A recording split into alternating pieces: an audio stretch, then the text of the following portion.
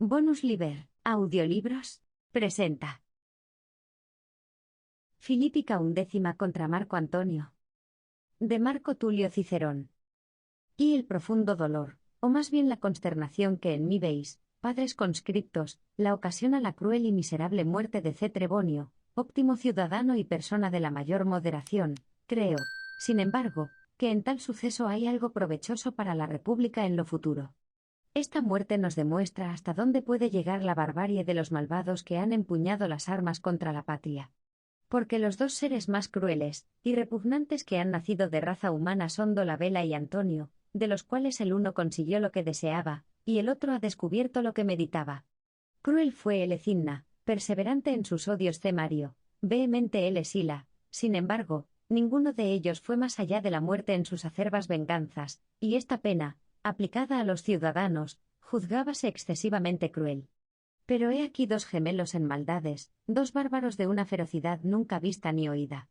Recordaréis que hubo entre ambos grandísimo odio y empeñada lucha, vedles hoy unidos por los apretados lazos de singular afecto y simpatía como ya lo estaban por la identidad de su impurísima naturaleza y de su vida abominable. Luego lo que ha hecho Dolabela con el que pudo prender, es lo mismo que amenaza Antonio hacer con muchos de nosotros. Pero Dolabela estaba lejos de nuestros cónsules y de nuestros ejércitos, ignoraba la unión de sentimientos y de propósitos del Senado y el pueblo romano, contaba con el apoyo de las tropas de Antonio y pensaba, sin duda, que crímenes cometidos por él los había realizado ya en Roma el socio en sus furores. ¿Oréis que este último pueda tramar otra cosa, ni abrigar otros propósitos, ni tenga otros motivos para esta guerra? Todos nosotros, los que expresamos libremente nuestras ideas respecto a la República, los que emitimos opiniones dignas de nosotros, los que quisimos la libertad del pueblo romano, no somos para él adversarios, sino enemigos, y medita para nosotros mayores suplicios que para los enemigos. Considera la muerte como ley de la naturaleza, y su iracundia necesita tormentos y suplicios. ¿Qué especie de enemigo hemos de ver en un hombre a quien será preciso agradecer como beneficio el sufrir la muerte sin torturas? 2. Por tanto, padres conscriptos, aunque no necesitáis que os exhorten, espontáneamente ha enardecido nuestro ánimo el deseo de la libertad, sin embargo, emplead el mayor esfuerzo en la defensa de la libertad, porque, si sois vencidos, sufriréis los peores suplicios que se imponen a los esclavos. Antonio ha invadido la Galia, Dolabela el Asia, dos provincias gobernadas por otros. Bruto ha hecho frente al primero.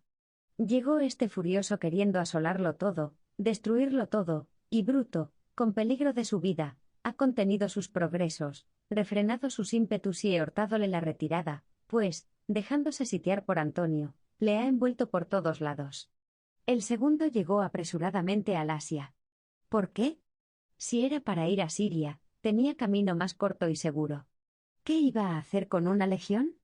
Por delante envió a no sé qué Marzo Octavio, un malvado, ladrón y miserable que asolaba los campos y vejaba las ciudades, no con la esperanza de reconstituir su fortuna, porque este hombre no puede conservar nada, según dicen sus conocidos, yo desconozco ese senador, sino para saciar por un momento su famélica codicia.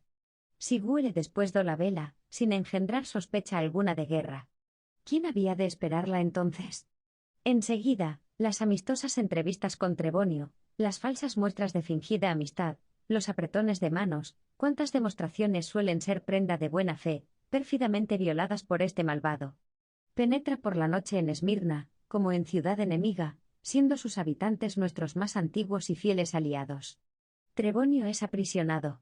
Si Dolabela obraba ya como enemigo declarado, Trebonio fue un imprudente, si ocultaba sus intenciones bajo la máscara de ciudadano, Trebonio fue un desgraciado.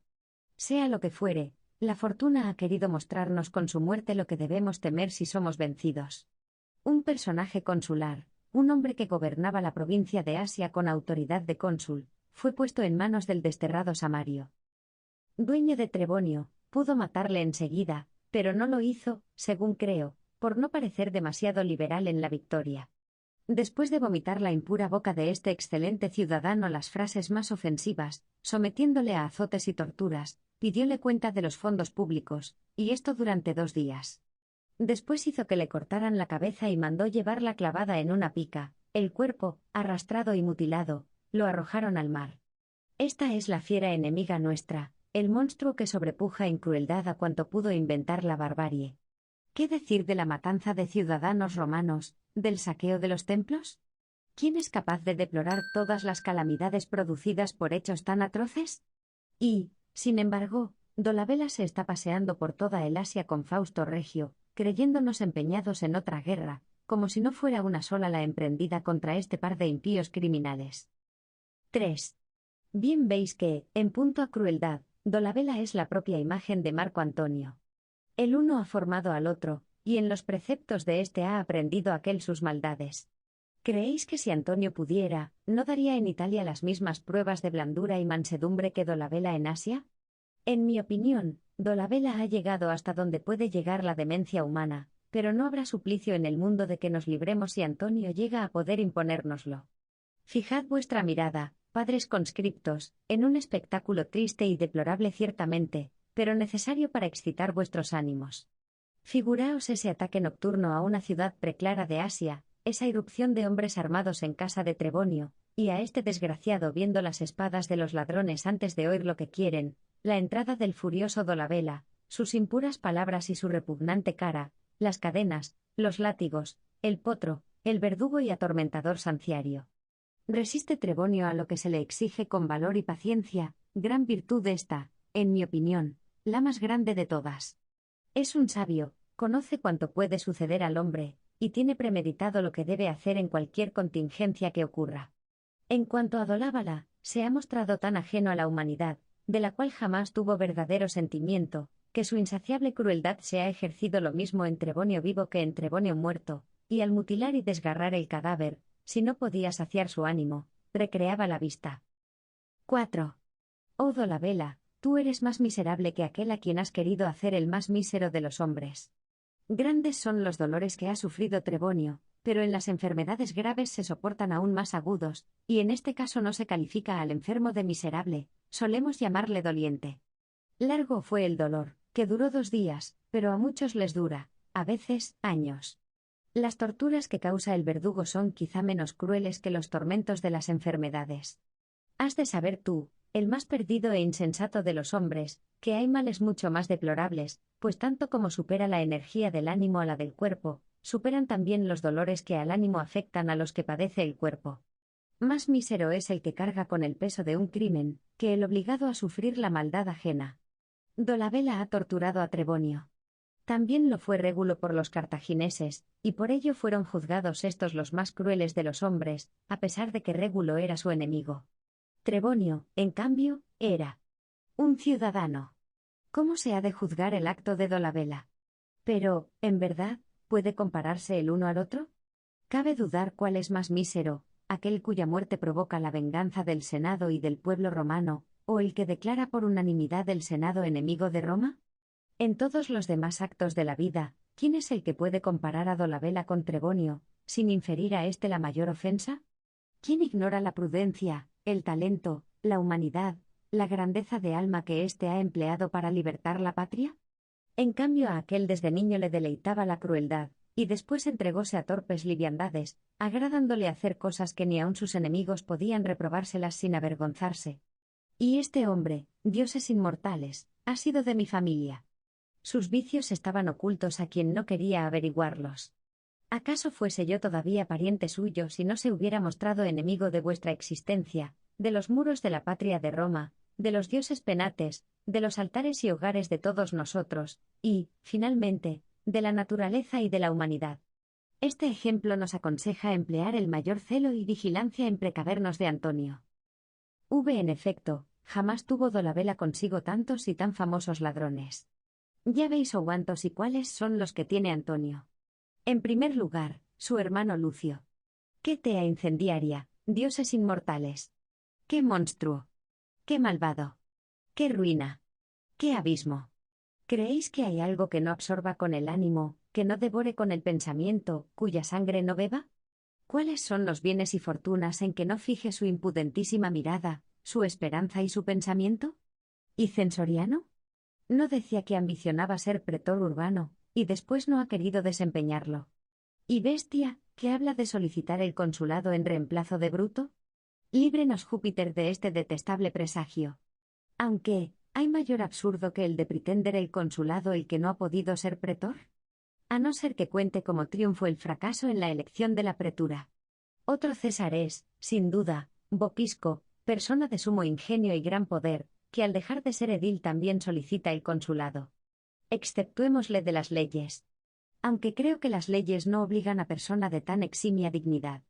A este le he defendido 5 veces, y las 5 ha sido absuelto, pero conquistar una sexta palma en Roma es difícil hasta para un gladiador. Si le condenaron al fin, culpa fue de los jueces, no mía. Yo le defendí con la más completa buena fe, y los jueces debieron conservar en Roma un senador tan ilustre y preclaro. Verdad es que hoy el único objeto que se propone, según parece, es probarnos a los que anulamos la sentencia condenatoria que el fallo de los jueces era justo y conveniente a la República. Y no es este el único caso. Hay en ese campo de Antonio otros justamente condenados y escandalosamente restablecidos en sus derechos. ¿Creéis que pueda esperarse de estos enemigos, de todos los hombres de bien otra cosa sino crueldades? Añádase a Saxa, que no sé quién es, sacado por César del fondo de la Celtiberia para hacerlo tribuno de la plebe. Como fue repartidor de los campos, quiere serlo ahora en Roma, pero siendo extranjero en ella, ojalá se realicen sus deseos contra él y no contra nosotros. Con ellos está el veterano Cafón, al cual odian los demás veteranos. Estos hombres han recibido como suplemento de la dote que les dieron en las guerras civiles, las tierras de la Campania, debiéndolas a la munificencia de Antonio, sin duda para satisfacer los gastos de sus otras fincas. Ojalá y se hubiesen contentado con ello. Aunque no debiéramos sufrirlo, nos resignaríamos, por soportarlo todo, a fin de evitar esta horrorosa guerra. Vi. ¿No os figuráis estar viendo esas brillantes lumbreras en el campamento de Marco Antonio? Primeramente los 2 colegas de Antonio y Dolabella, Núcula y Lento, grandes hombres sin duda, que querían despedazar Italia en virtud de una ley que el Senado juzgó obra de la violencia, uno de los cuales ha compuesto farsas y el otro representado tragedias. ¿Qué decir de Apulo Domicio, cuyos bienes acabamos de ver puestos a la venta en subasta? Son tan negligentes los procuradores. No fue él quien dio hace poco el veneno al hijo de su hermana, fue su mano. Pero, ¿no han de vivir como pródigos los que esperan nuestros bienes disipando los suyos? Hace poco han sido puestos a la venta los de P. Decio, preclaro varón que, imitando ejemplos de sus antepasados, se ha sacrificado por el tesoro publi menor que O. Sin embargo, no ha habido en esta venta ni un solo comprador. Signo de exclamación abierta gracioso hombre, que oré pagar lo que debe vendiendo lo ajeno. ¿Y qué diré de Trevelio, que parece perseguido por las furias de sus acreedores? Le hemos visto inscrito en el registro de los deudores que no quiso abolir, y que ahora se venga de él. Cude L. Planeo, a quien Aquila, un excelente ciudadano, ha echado de Polentia, de donde salió con una pierna rota. Ojalá le hubiese ocurrido antes este percance, no habría podido volver aquí.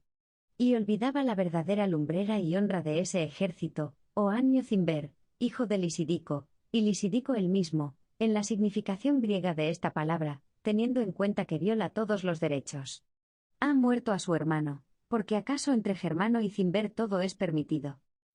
A la cabeza de una banda de gente de esta especie, ¿qué maldad no acometerá Antonio, cuando Dolabella se ha hecho reo de tantos parricidios, sin tener a sus órdenes idéntica turba de bandidos? Con frecuencia disiento del parecer de Q. Fufio, pero en este caso me adhiero de buen grado a su opinión. Esto os demostrará si tengo por costumbre combatir a los hombres, y no los hechos. No solo estoy de acuerdo con lo dicho por Q. Fufio, sino que además se lo agradezco. Ha dado una opinión grave, severa, digna de la República al declarar a Dolabella enemigo de la patria, y al pedir que sus bienes sean confiscados.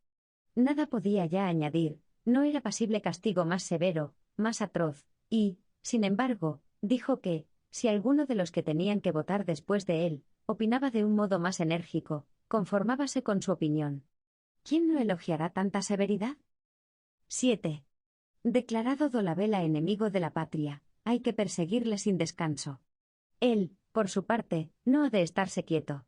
Tiene una legión, tiene fugitivos, tiene multitud de malvados. Él mismo es audaz, inmoderado, una especie de gladiador destinado a la muerte. Declarado Dolabella enemigo público por un decreto del Senado, se le debe combatir, y tenemos que nombrar un general. Se van emitido dos opiniones que no apruebo, la una, porque no siendo necesaria, la considero peligrosa, la otra, por juzgarla inaplicable a estas circunstancias. Conferir un poder extraordinario, es popular y aparatoso, pero impropio de nuestra gravedad y de nuestro orden senatorial. En la guerra contra Antíoco, tan grande y peligrosa en el reparto de gobiernos de provincias, tocó el de Asia a él Escipión, hijo de Publio, y considerándole escaso de vigor y de energía el Senado, pensó dar a su colega Olelio, padre de Lelio el Sabio, la dirección de la guerra. Levantóse entonces Escipión el africano, hermano mayor de Lucio Escipión, y protestó contra la ignominia que se iba a arrojar sobre su familia, diciendo que su hermano estaba dotado de gran valor y suma prudencia, y que él mismo, a pesar de su edad y de sus empresas, iría de teniente suyo, aunque sin hacerle falta. Dicho esto, nada se cambió en el gobierno de la provincia destinada a Escipión, ni se crearon para esta guerra poderes extraordinarios, como no se había hecho antes para las dos primeras grandes guerras púnicas, dirigidas y terminadas por cónsules y dictadores, ni para la de Pirro, ni para la de Filipo, ni para la guerra de Achaia, ni para la tercera guerra púnica. Ciertamente, para esta última eligió el pueblo romano un general idóneo, Escipión, pero solo le dio para dirigir la guerra poderes de cónsul. 8. Cuando fue preciso hacer la guerra a Aristónico, eran cónsules L. Valerio y P. Licinio. Se preguntó al pueblo quién había de dirigir la guerra. Craso, cónsul y gran pontífice, prohibió a su colega Flaco, Flamín de Marte, bajo pena de multa, abandonar su cargo. El pueblo perdonó la multa, pero ordenó al Riamín obedecer al pontífice. Pero ni aun en esta ocasión confirió el pueblo romano la dirección de la guerra a un particular, aunque este particular era Escipión el africano, que un año antes había triunfado en Numancia, y aunque superaba a todos por sus empresas y su valor, solo tuvo en su favor dos tribus. El pueblo romano prefirió a Craso cónsul, y no a Escipión, simple particular, para dirigir aquella guerra. CN. Pompeyo, grande hombre y el principal de todos los ciudadanos, solo obtuvo poder extraordinario por las turbulencias de un tribuno de la plebe, porque si se le dio la dirección de la guerra contra Sertorio siendo simple particular, fue porque ninguno de los cónsules quiso tomarla, y L. Filipo declaró que le enviaba en lugar de dos cónsules y no como procónsul. ¿Estamos aquí en los comicios? ¿Qué especie de ambición introduce en el Senado el grave y respetable L. César? Propone para el mando al hombre más ilustre y virtuoso, pero un hombre privado. Con esto se nos pone en difícil trance. Si me conformo con tal opinión, abro las puertas del Senado a las intrigas electorales; si la rechazo, se creerá que mi voto, como en los comicios, niega un honor al hombre que es íntimo amigo mío. Si se quiere tener comicios en el Senado, solicitemos e intriguemos, pero en tal caso, que se nos den las tablillas, como se dan al pueblo. ¿Por qué expones, César, a un excelente ciudadano a que parezca que ha sufrido una derrota electoral si tu opinión no es aceptada? ¿Por qué expones a cada cual de nosotros a parecer desdeñado si, siendo iguales en dignidad, no se nos cree dignos del mismo honor? Pero oigo decir que a propuesta mía se ha concedido al joven César un poder extraordinario. Fue porque me había prestado un auxilio extraordinario, y al decir que me lo había prestado, entiéndase que era al Senado y al pueblo romano. ¿Qué? Cuando acababa de prestar a la República inesperadamente un socorro tan eficaz, que sin él no podía salvarse, ¿no había de darle un poder extraordinario? ¿O teníamos que quitarle el ejército, o confiarle ese poder extraordinario? ¿Había algún otro medio de que pudiera mandar un ejército sin poderes para ello? Además, lo que no se quita, se considera dado. Lo que hubierais hecho, padres conscriptos, al no dar el mando a César, fuera quitárselo. Los soldados veteranos que por su autoridad, y el prestigio de su nombre le habían seguido, aunque empuñaron las armas para defender la República, querían ser mandados por él. La Legión de Marte y la Cuarta habían reconocido ciertamente la autoridad del Senado y la soberanía del pueblo romano, pero pedían a César por general y jefe. La necesidad le dio el mando de las tropas, y el Senado las fasces, pero a un ocioso, a un particular desocupado. Dime, L. César, que eres peritísimo en estos asuntos, ¿cuándo le dio el Senado un mando de tal índole? 9. De esto no diré más, para que no parezca que quiero controversia con un amigo íntimo a quien estoy tan obligado. Además, ¿se puede luchar con quien, no solo no pide lucha, sino que la rechaza? ¡Ay, padres conscriptos, Otra opinión que me parece contraria a la dignidad de los cónsules y al apremiante interés de la República, consiste en que, para perseguir a Dolabella, se sorteen los cónsules el Asia y la Siria. Ya diré cuán inútil es esto para la República, pero ved cuán vergonzoso sería para los cónsules. Cuando un cónsul electo está sitiado por el enemigo, y de su libertad depende la salvación de la República, cuando el pueblo romano ve a ciudadanos corrompidos y parricidas alzarse en contra de él, cuando necesitamos atender a una guerra en que están comprometidas nuestra dignidad, nuestra libertad y nuestra vida, y si caemos en poder de Antonio solo nos esperan tormentos y suplicios, cuando el cuidado de todas estas cosas ha sido encomendado y confiado a excelentes y fortísimos cónsules, se nos habla del Asia y la Siria para que parezcamos dando ocasión a los ataques del odio y de la envidia. Pero añaden, no se perseguirá a Dolabella sino después de haber libertado a Bruto, más valiera decir después de haberle abandonado, desamparado, vendido. Yo pretendo que no se hable de las provincias en tiempo tan inoportuno. Seguro estoy, Cepansa, de que tus intentos se encaminan a dar libertad al más ilustre y esforzado de los hombres, pero el estado de las cosas te obliga también a pensar en perseguir a Dolabella, y a dedicar en parte la atención, y los cuidados al Asia y la Siria. Si fuera posible que tuvieses muchos ánimos, yo bien lo quisiera, todos deberías concentrarlos en lo de Módena, pero como no puede ser, ese ánimo que posees tan excelente y tan noble debe ocuparse exclusivamente, tal es nuestro voto, en la salvación de Décimo Bruto. Es lo que estás haciendo, y en ello debes persistir. Dos cosas, Owando. Son importantes, no pueden desempeñarse al mismo tiempo, ni siquiera abarcarlas con el pensamiento. Nuestro deber es excitar y alentar tu ánimo, y no distraerlo del objeto a que se aplica. Añádase a esto las murmuraciones del público, las sospechas, la envidia. Tú, que siempre me alabaste, imítame. El Senado me confió el gobierno de una hermosa y rica provincia, y yo no quise aceptarlo, para atender sin distracción alguna a apagar el incendio de la patria. Nadie creerá, excepto yo, porque supongo que si entendiera que te convenía gobernar una provincia, dada nuestra amistad, me lo hubieras dicho, nadie creerá que te conceden la provincia contra tu voluntad. Te ruego, apelando a tu singular sabiduría, que no des pábulo a estos rumores, y que no parezca ambicionas lo que no deseas. Necesitas trabajar en ello con tanto más empeño, cuanto que no puede ser objeto de igual sospecha el ilustre ciudadano colega tuyo, que nada sabe en estos momentos, nada sospecha, está guerreando, afronta los peligros, y expone su persona y su vida, y sabrá que se decreta vaya a gobernar una provincia cuando ni siquiera haya podido sospecharlo. Temo el efecto en nuestro ejército, que no ha sido organizado por la fuerza, sino por voluntario impulso, y desea defender la República. Temo que su ardimiento se entibie, si nos suponen ocupados en otra cosa que en la guerra inminente. Los cónsules pueden desear gobiernos de provincias, y no pocas veces se ha visto a preclaros ciudadanos solicitarlos y obtenerlos, pero devolvednos antes a Bruto, lumbrera y orgullo de Roma, y a quien debemos conservar como a esa estatua caída del cielo y confiada a la guarda de Vesta, porque su salvación asegura la nuestra. Entonces os elevaremos sobre nuestros hombros hasta el cielo si fuera posible, y os escogeremos las provincias que sean más dignas de vosotros. Ahora hagamos lo que debemos, y nuestro deber es, o vivir libres, o sufrir la muerte, que ciertamente es preferible a la servidumbre.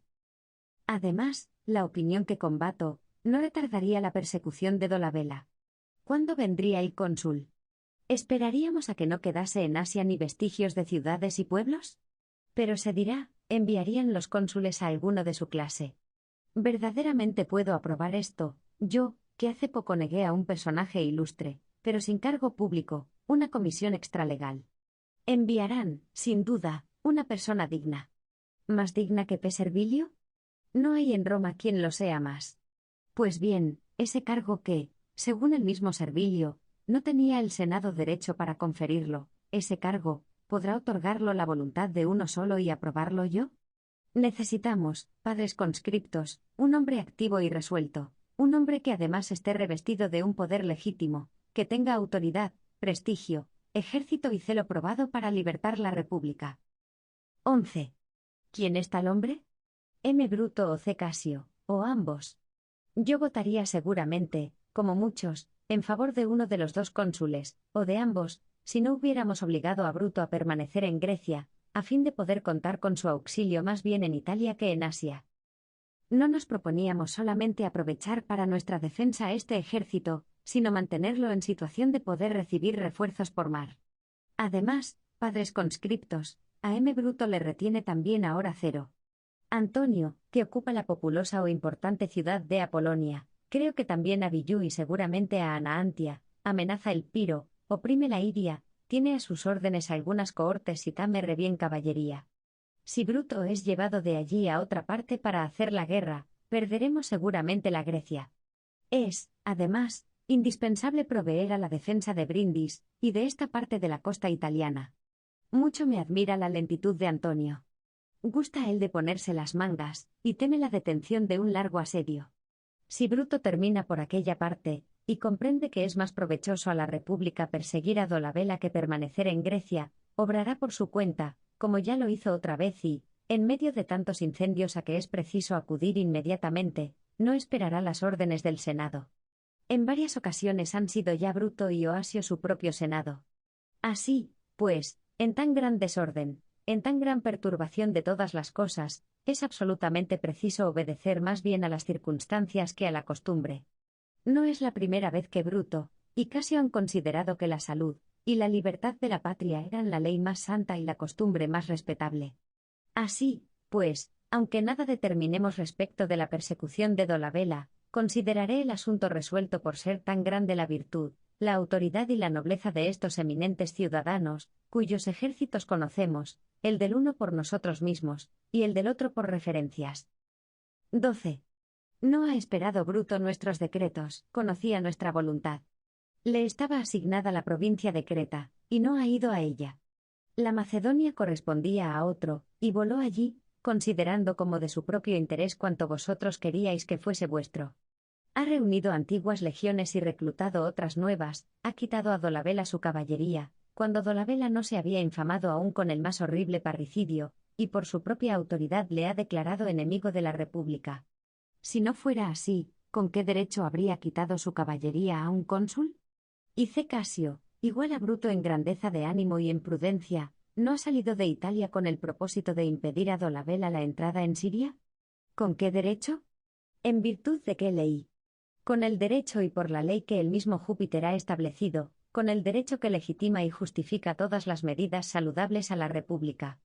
¿Qué es la ley sino la recta razón emanada del numen de los dioses, que prescribe lo honrado y prohíbe lo deshonroso? A esta ley se ha atenido Casio al ir a Siria. Conforme a las leyes escritas, esa provincia era de otro, pero, desobedecidas y anuladas, ha procedido en virtud de la ley natural. Pero a fin de que prestéis a esta ley el apoyo de vuestra autoridad, opino que atendido a que Dolabela, y los que fueron de su cruelísimo y terrible crimen ministros, auxiliares y cómplices, les ha declarado el Senado enemigos del pueblo romano, atendida la determinación del Senado de que Dolabela sea perseguido con las armas en la mano, a fin de que después de haber violado todas las leyes divinas y humanas, cometiendo un crimen nuevo, inaudito, inexpiable, y de ser culpado respecto a la patria del más horrible parricidio, sufra de parte de los hombres, y de los dioses las penas que merece y le corresponden. El Senado ordena que C. Casio, procónsul, gobierne la provincia de Siria, como si este gobierno le hubiese correspondido por mejor derecho. Ordena también a Quinto Marcio Crispio, procónsul, a L. Estacio Marco, también procónsul, y a Alieno, legado, entreguen el ejército a Casio, que le unirá al suyo, y con estas tropas y las demás que pueda reclutar en adelante persiga por la vía de las armas, y por mar y tierra a Dolabela. Para los gastos de esta guerra podrá, según su voluntad, exigir barcos, marineros, dinero, en fin cuanto sea preciso al buen éxito de la expedición.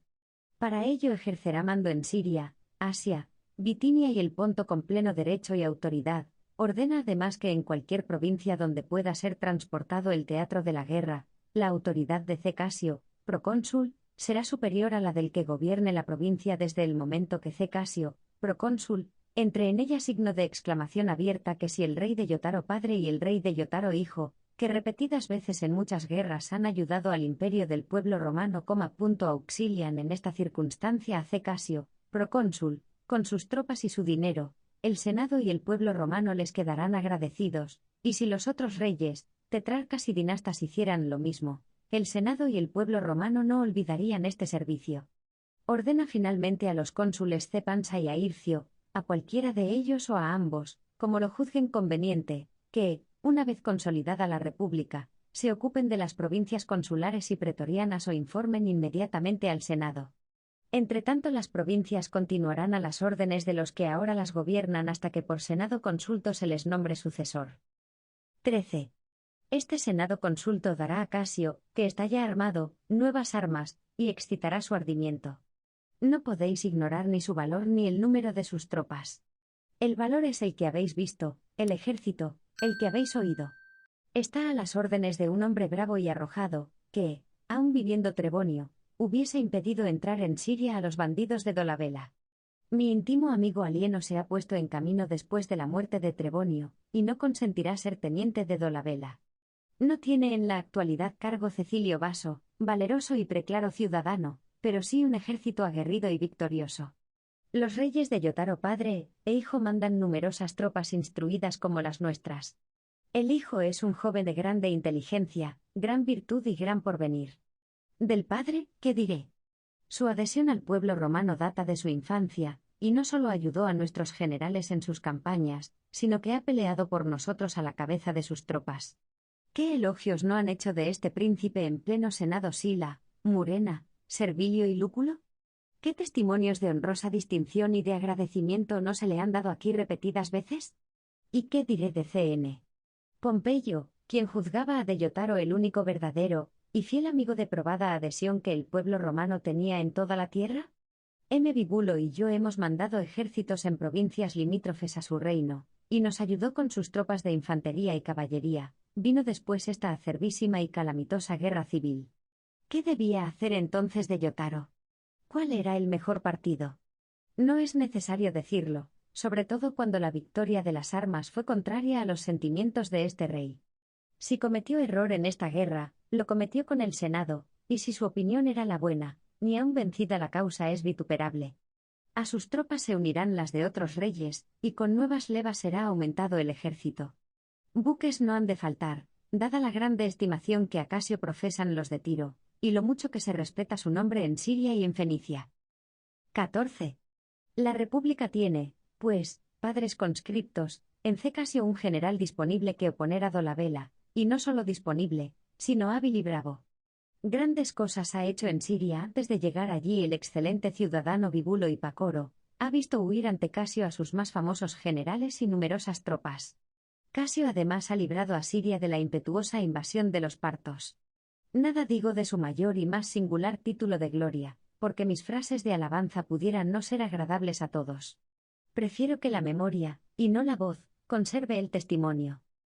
Ya he oído decir, padres conscriptos, a algunos que mostraba yo demasiada inclinación a honrar a Bruto y a Casio, principalmente a este último, suponiendo que mi opinión era darle autoridad y poder supremos. ¿Cómo es posible honrar a hombres que son la honra de la República? ¿Qué, no habéis opinado todos como yo al tributar honores a Bruto? ¿Lo ha censurado alguno de vosotros? ¿Podía yo honrar con preferencia a Antonio, vergüenza y oprobio, no solo de su familia, sino del nombre romano? ¿Podía yo elogiar a Censorino, enemigo nuestro en la guerra y confiscador de nuestros bienes en la paz? ¿Debía citar ni ocuparme de los demás culpados del mismo latrocinio? No, lejos de honrar a esos enemigos de la tranquilidad, de la concordia, de las leyes, de la justicia y de la libertad, me es imposible dejar de odiarles tanto como amo a la República. Por todas partes me dicen cuida de no ofender a los veteranos. Debo, en efecto, tener consideraciones con los veteranos, con los que tienen intenciones puras, y ciertamente no he de temerles. Los veteranos que han tomado las armas en defensa de la República, y seguido a César en agradecimiento a los servicios de su padre, los que hoy día exponen la vida combatiendo por la República, no debo solo respetarlos, sino colmarles de recompensas. Los que permanecen quietos, como la Sexta y la Octava Legión, creo que deben ser alabados y aún glorificados, pero los compañeros de Antonio que, después de devorar los beneficios de César, asedian a un cónsul electo, los que amenazan a esta ciudad con el hierro y el fuego, los que se han entregado a Saxa y a Cafón, los nacidos para el pillaje y el crimen, ¿merecen que haya quien les tenga consideración? Así, pues, O son buenos y debemos premiarles, o están quietos y debemos conservarles, o son impíos y contra su furor, con justo motivo, hemos empuñado las armas para combatirles. 15. ¿Cuáles serán los veteranos cuyos ánimos debemos cuidar? ¿Serán los que quieren libertar del asedio a Décimo Bruto?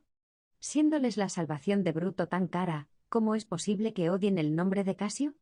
¿Serán los que no han tomado partido por ninguno de los contendientes? No temo que haya ciudadano alguno peligroso entre hombres tan aficionados al descanso. A la tercera clase, no de militares veteranos, sino de irreconciliables enemigos, deseo causarla el más acerbo dolor.